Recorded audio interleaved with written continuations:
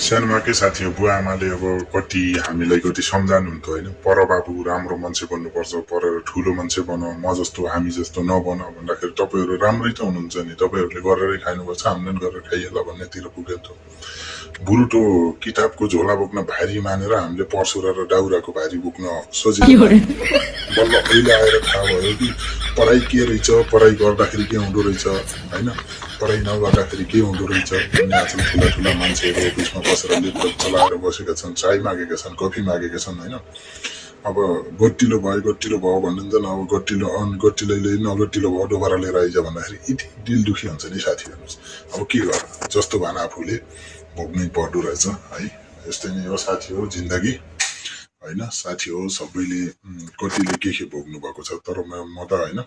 त्यति पढ लेखेर ठुलो मान्छे बनेको अहिले त